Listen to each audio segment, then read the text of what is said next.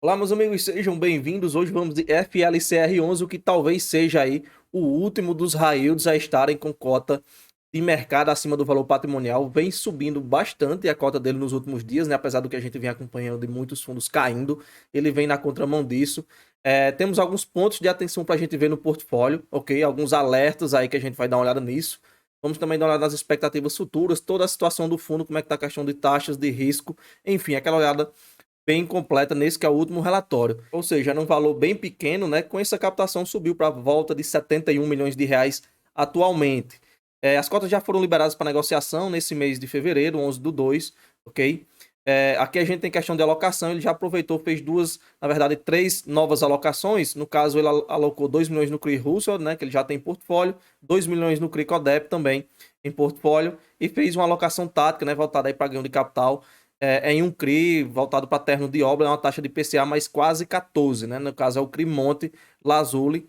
A gente vai já dar uma olhada nessas exposições, como é que está a situação atual, até porque, como ele é um patrimônio bem pequeno, tem a tendência de termos aquelas alocações altas em algumas operações, né? E a gente vai olhar que temos alguns pontos, além da questão de pontos de atenção em operações específicas, como também em questão de exposições em outras operações, ok?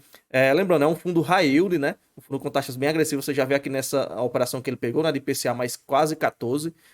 De taxas ele tem, em relação a outros high yields, a taxa de administração, gestão, controladoria, é uma taxa até que baixa, né? Comparando com fundos high yields, é de 1%.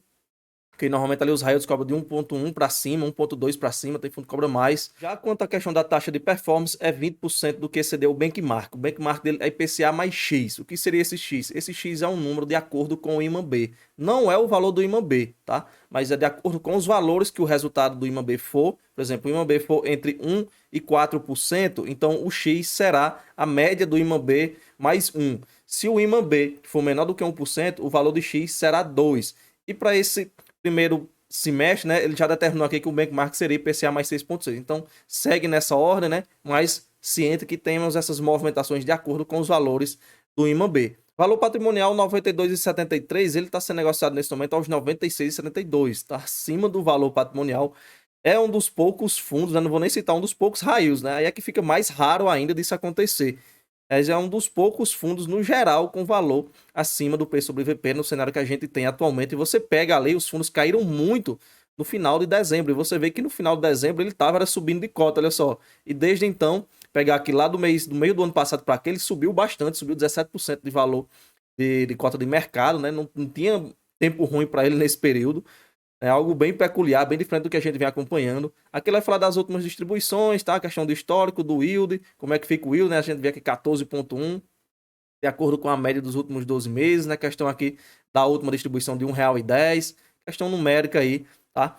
Aqui a gente também um pouco mais de histórico, pegando os proventos que ele distribuiu. Aqui ele vai colocar os detalhes das inflações que tivemos aí ao longo dos últimos meses, né?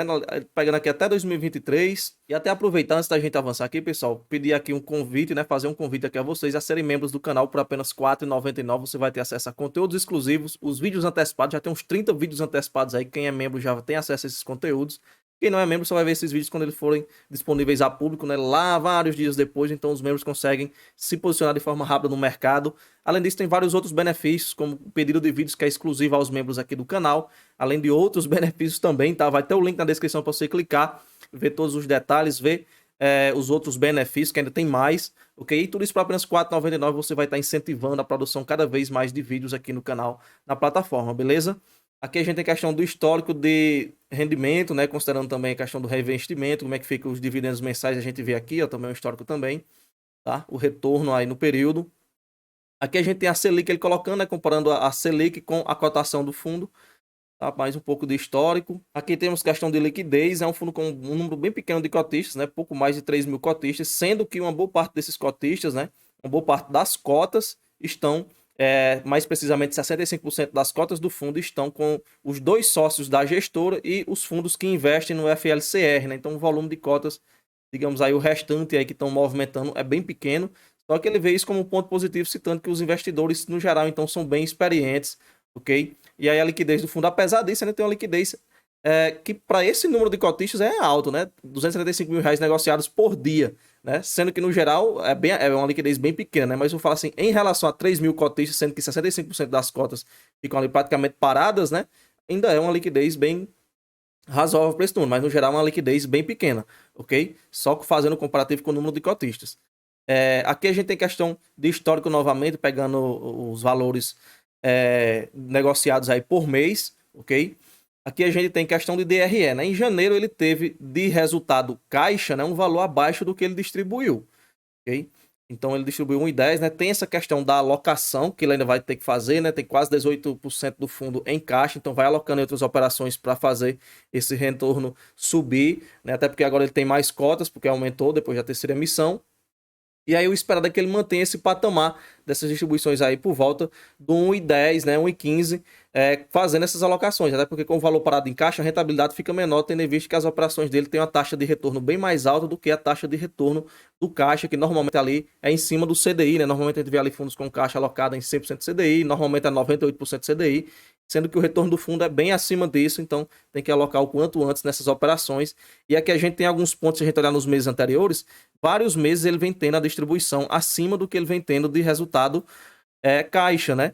A gente vê aqui, salve esse mês aqui, porque teve um não recorrente bem forte, mas se você olhar todos os outros 3 meses, ok? O de dezembro aqui também foi negativo, porque tem a questão de remarcação de operações, né? A marcação a mercado, que impactou muito, a questão da variação das cotas dos fundos imobiliários que ele tem em portfólio também deu uma remarcada negativa, e aí, tirando, ficou o resultado fechado aqui bem negativo, tá? Mas pegando os outros aqui, no caso, que foram positivos, né? Tirando de outubro, os 3 meses aqui ele usou reservas para subir, para chegar nesse nível de distribuição do 1,15 que ele vinha entregando. Ou seja, já estava meio ali como se não fosse um recorrente tão tranquilo, ok? Tendo em vista os indexadores de inflação para frente, a gente tem um dinheiro que foi baixo, então ele pode ter uma oscilaçãozinha daqui a 1, 2 meses, né? Depois uma recuperação em fevereiro, quando esse indexador que está para vir deve ser bem alto, né? E aí tende a puxar a atualização monetária para cima. Mas a gente já vê que está um pouco apertada essa questão desse patamar de distribuição, ok? E aí o palpite, né, que eu deixo é que ele fique nessa casa aí dos 1,10, 1,15 aí para os próximos meses, com esses pontos de atenção que pode diminuir devido a essa questão da alocação e também devido a essa questão do indexador de janeiro.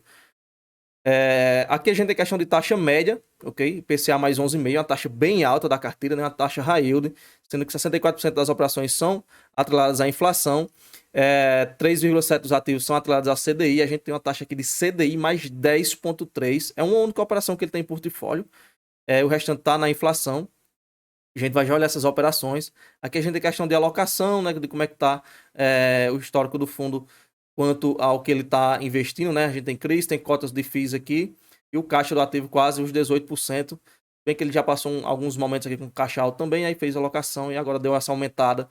Mas vamos ver aí como é que vai ficar essas alocações, né? Tem até um momento bem interessante, né? Esses fundos imobiliários lá embaixo, já que ele compra fundos imobiliários. Quem sabe fazer algumas alocações, né? De alguns fundos aí com preços lá embaixo, fazer um ganho de capital, enfim. Aqui a gente tem questão de indexadores, a gente já viu, né? Aqui a gente tem no detalhe. Esse percentual aqui na Selic é o caixa, tá? Que é os 17,7%.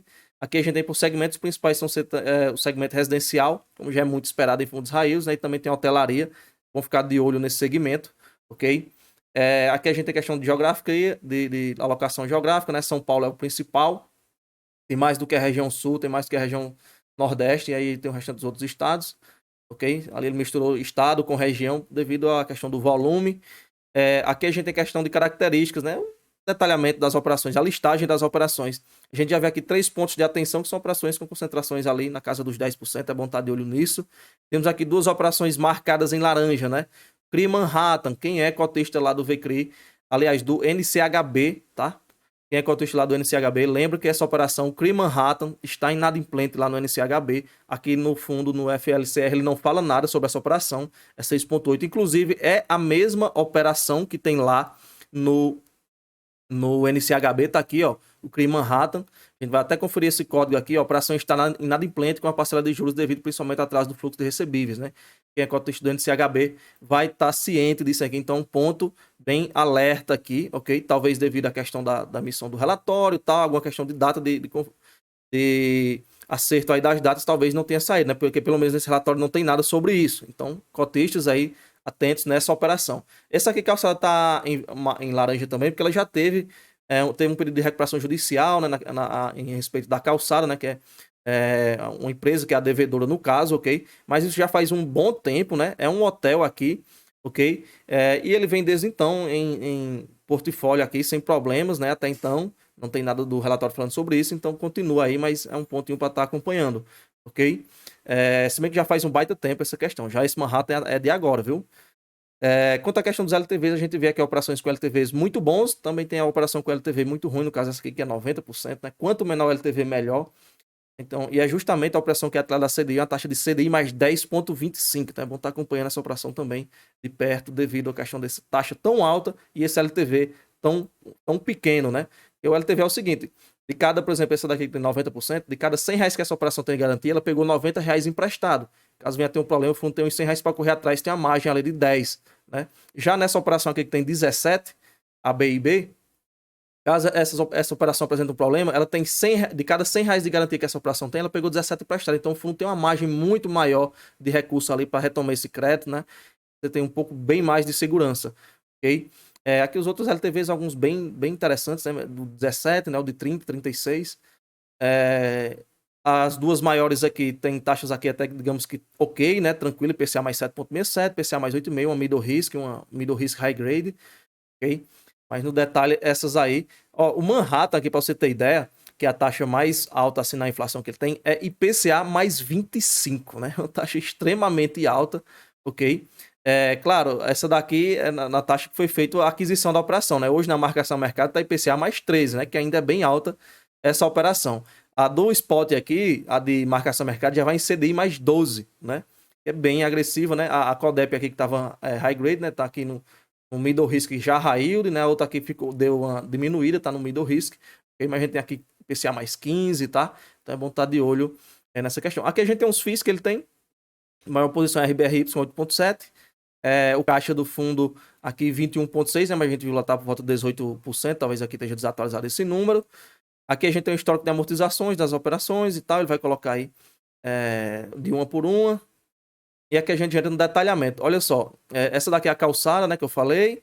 E a outra é a Manhattan, tá aqui, ó, que é lá de Fortaleza, ok? E Piauí, aqui, ó, Pedro Teresina, Piauí. O mesmo código, ó, 20, o 870667. 870667, 20L0, essa mesmo. Né? PCA mais 25, né? Taxa de aquisição. E aqui a gente finaliza, né?